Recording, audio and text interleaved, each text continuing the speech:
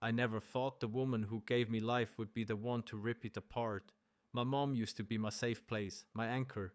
When my dad died, it was just the two of us against the world. We cried together, survived together, and built dreams together. But everything shattered the moment she met him, her new husband, a man who wore a smile on the outside but was poison underneath. At first, I tried to believe he made her happy. I wanted her to have love again. I truly did. But little by little, he crept into every part of our lives until I became the outsider in my own family. I still remember the day it all fell apart, like it happened 5 minutes ago.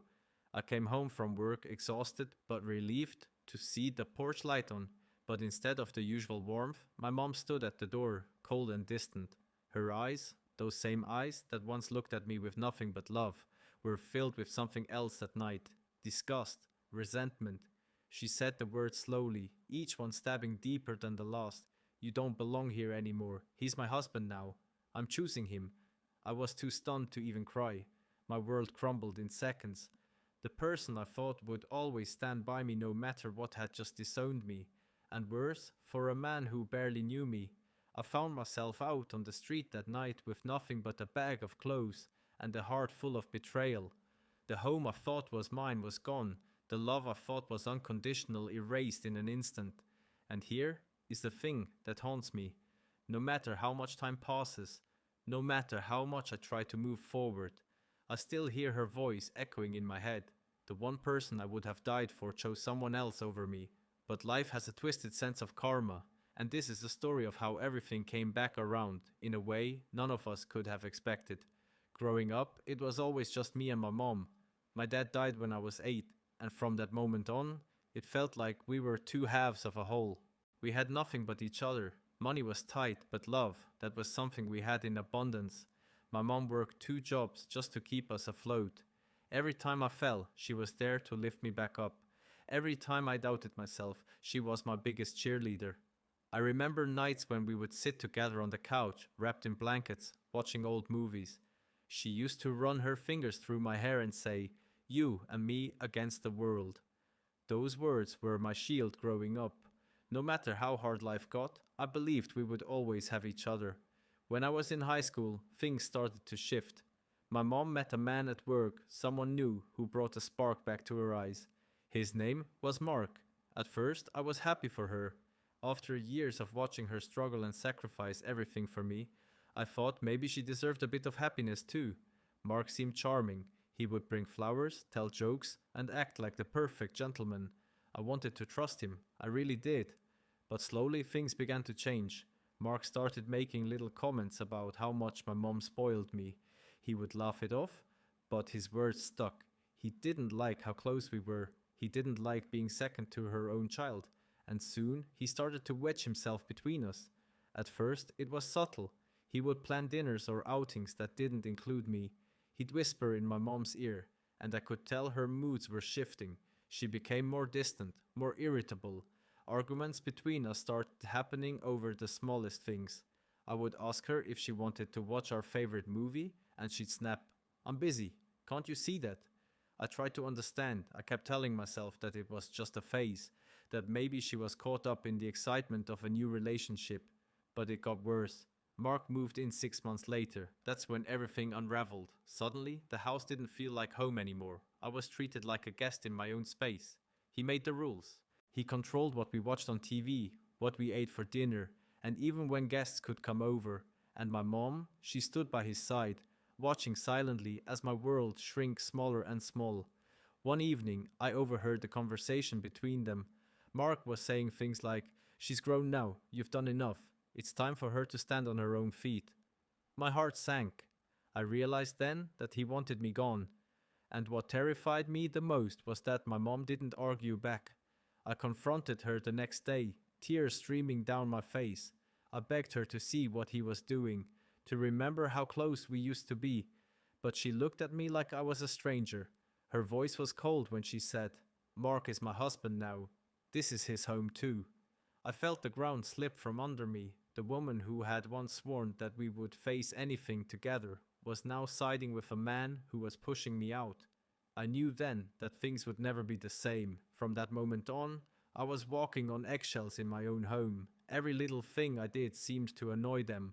Every day felt like a countdown to when they would finally tell me to leave. And deep down, I knew it was coming. Looking back, the warning signs were all there. I just refused to see them. I clung to the hope that my mom would come to her senses, that she would realize no man should ever come between her and her child. But hope can be a dangerous thing when it blinds you to reality, and my reality was about to hit harder than I could have ever imagined. The tension at home became unbearable. Every word I spoke seemed to spark an argument. Every glance was met with cold indifference or outright hostility. I started spending more and more time outside just to avoid the suffocating atmosphere inside those walls. But no matter how long I stayed away, I always had to return, hoping deep down that things might miraculously improve. One night, everything came crashing down. I had been working a late shift and came home exhausted, my feet dragging as I climbed the steps to the front door. The house was dark except for the light in the living room. As I walked in, I immediately sensed something was off. My mom and Mark were sitting together on the couch, their faces tight and serious. My stomach twisted. "Sit down," my mom said, her voice sharp and cold. I lowered myself onto the chair across from them, my heart pounding so loudly I thought it might explode. Mark was the one to speak first. "We've been talking," he began, his eyes gleaming with something that felt like victory, "and we've decided. It's time for you to move out." I blinked, frozen in place. "What? Move out? Where am I supposed to go?" My mom crossed her arms and avoided my gaze. "You're old enough to figure that out. This is no longer your home." Her words hit like a slap across the face. My throat tightened as tears welled up. "But this is my home. Our home." "Mom, how can you say that?" She finally looked at me, but there was no softness left in her eyes. "Mark and I need space. You're an adult now. It's time you stood on your own 2 feet." I shook my head, my vision blurring. "I am working. I am trying. But I can't just leave like this. I have nowhere to go." Mark stood up, towering over me. "That's not our problem. You have 1 week to pack your things and leave." I turned to my mom, desperate, pleading. "Mom, please don't do this. You always said we were in this together, remember? You and me against the world." She flinched, and for a moment I thought I saw a flicker of the mother I used to know. But then her expression hardened again. Things changed. I couldn't believe what I was hearing. The woman who had once fought tooth and nail to protect me was now kicking me out like I was nothing. I felt betrayed, abandoned, shattered beyond words. The next week passed in a blur. I packed my belongings in silence, each item a painful reminder of what I was losing. My childhood bedroom, once a place of safety and dreams, now felt like a tomb. Every corner whispered memories I wanted to hold on to, but I knew I had to let go. On my last night there, I stood at the front door with my bags at my feet. My mom stood across from me, arms crossed, eyes cold. Mark lingered behind her, smug and satisfied. I wanted to scream, to cry, to ask her one last time to change her mind, but I knew it was useless. I took a deep breath and said quietly, "I hope one day you realize what you've done." She didn't reply. She just shut the door behind me. As I stepped out into the night, the weight of my new reality settled on my shoulders. I was homeless, betrayed by the one person I thought would never turn her back on me. The world felt colder than ever before. I walked aimlessly through the streets that night, my mind racing with fear and heartbreak. I had no plan, no destination, just a broken heart and a shattered soul. But deep down, beneath the pain and despair, a tiny spark began to flicker. A quiet determination whispered that this wasn't the end of my story. Somehow, some way, I would survive this. I would rebuild. And one day, they would see the consequences of what they had done. Those first weeks on my own were the darkest days of my life. I slept in shelters, on friends' couches, and sometimes in my car when I had nowhere else to go. Every night, I replayed my mom's cold words in my head, like a broken record I couldn't shut off. My heart ached, not just because I had lost my home, but because I had lost my mother. But something inside me refused to give up. I worked tirelessly, picking up every shift I could, saving every penny. I knew no one was coming to save me, so I became my own savior. Slowly, painfully, I started to build a new life. It wasn't glamorous, but it was mine. I rented a small apartment, enrolled in night classes, and fought for every inch of progress. Years passed, and little by little the pain began to dull.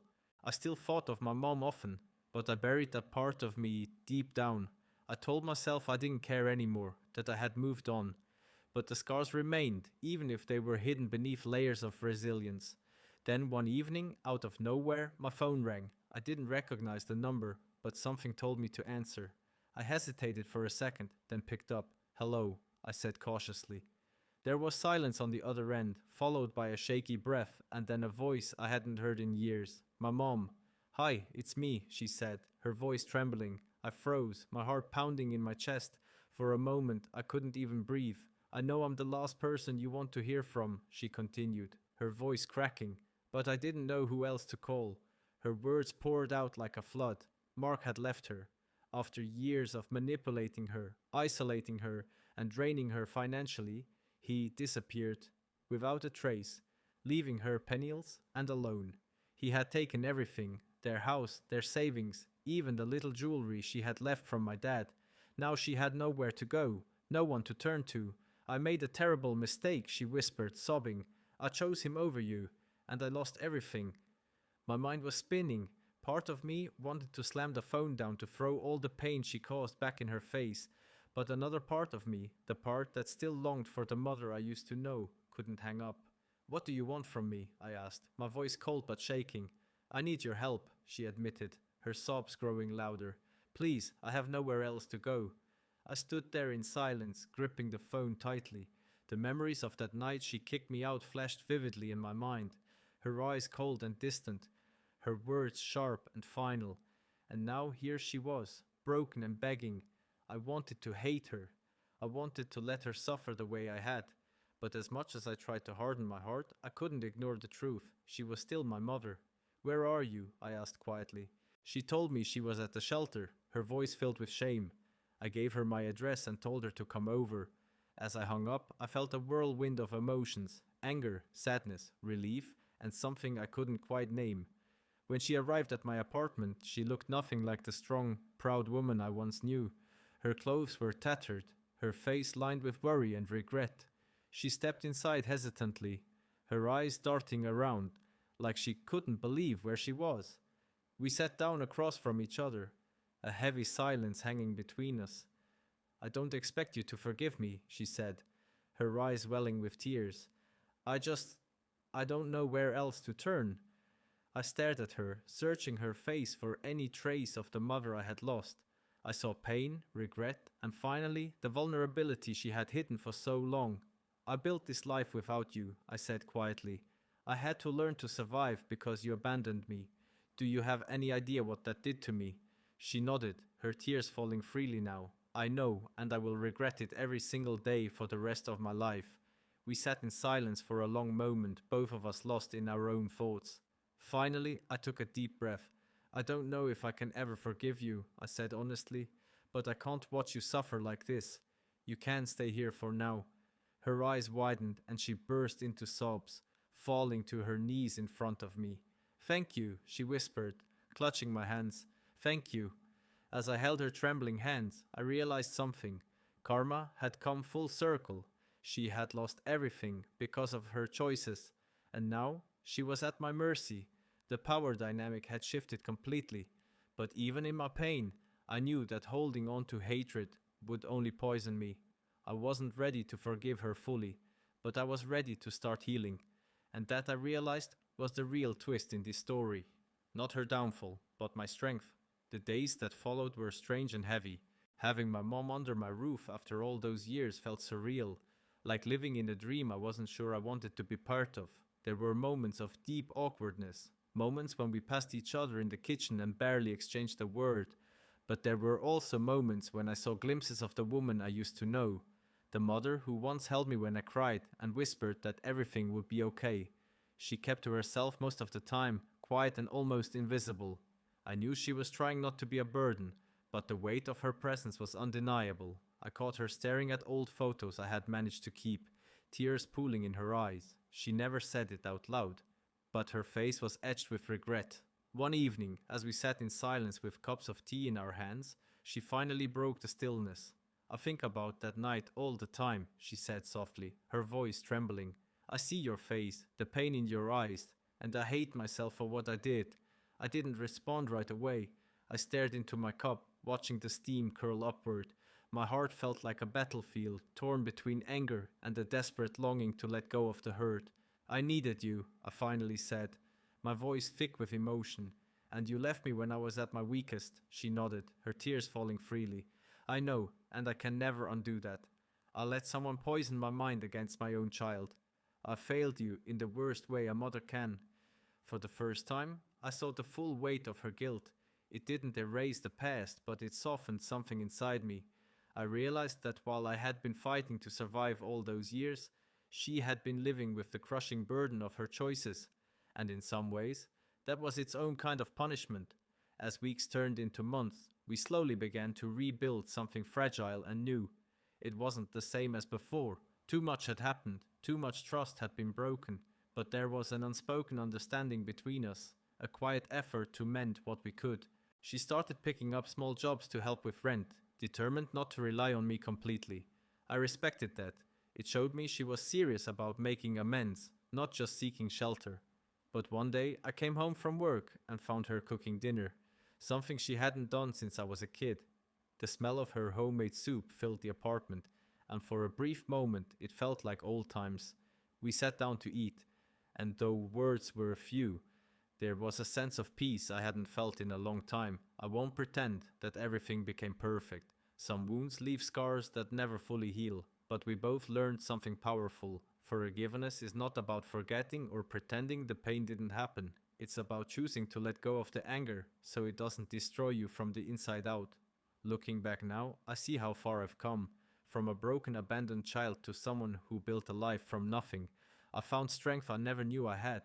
And in the end, I became the person I always needed. As for my mom, she learned the hardest way that choices have consequences. She lost years of my life, and no amount of apology can bring them back. But we are both trying step by fragile step to build something new.